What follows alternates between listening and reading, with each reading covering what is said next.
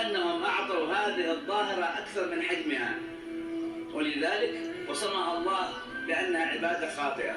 هذا الكلام يضرب في ضرب المثال على مثل ما نراه الآن من تقديس الآلة أو من تعظيم الجهاز بكل نماذجه وأنواعه، حتى الجهاز اللي يستخدم للعلم. أحيانا جهاز الكمبيوتر وهو نوع من نماذج الأجهزة المستخدمة. ما هذه التماثيل التي أنتم لها عاكفون؟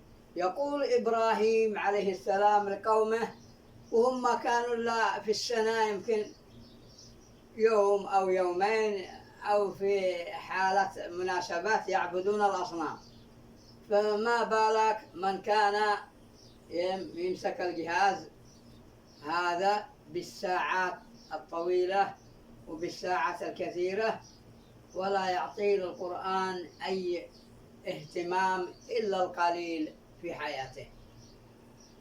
كل احنا ذاك البشر، لا تزعلون، كل احنا ذاك البشر، وكل احنا ذاك الذي ماسكين للجوالات، وإذا أعطيتها وقت أكثر من وقت دينك وما يرضي ربك فقد كأنك تعبدها، كأنك تعبد هذه الآلة.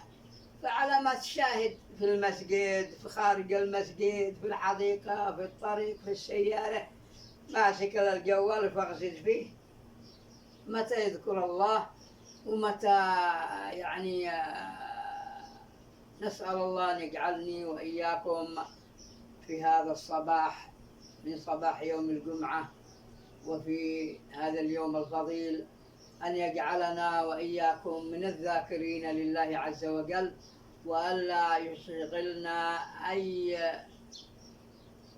من هذه المشغلات التي أشغلتنا عن طاعة الله. فطبعا نحن الذي أشغلنا أنفسنا، أكيد لا أكيد أشغلنا أنفسنا بأنفسنا. أيوة، فلما تمسك الجهاز وتظل تدخل في برامج من برنامج لبرنامج، من برنامج لبرنامج، برامج يبربرك من شرقها لغربها، من جنوبها لشمالها، ولا عاد يخليك تذكر الله إلا قليلا. اللهم اجعلنا لك من الذاكرين الشاكرين الحامدين المؤمنين المتقين، وارحمنا وارحم والدينا ووالد والدينا والمشاهدين ووالديهم ووالد والديهم. آمين آمين آمين يا رب العالمين. ما على أحببت أن أرسل لكم هذا المقطع حق فضيلة الشيخ أبو بكر بن علي العدني رحمه الله برحمته الواسعة عن هذا الموضوع، وما هذه التماثيل التي لا مشي، وما هذه أنا أقصد يعني على الأجهزة هذه التماثيل، وما هذه التماثيل. ولا في القرآن يقول ما هذه التماثيل التي أنتم لها عاكفون. لا إله إلا الله.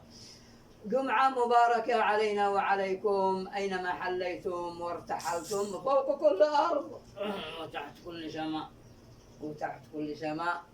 وأسأل الله أن يجعلها علينا وعليكم جمعة مباركة إن شاء الله.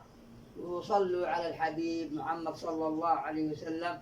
لا تنسوا صلاة الله ما لاحت كواكب على أحمد خير من ركب النجائب. الله.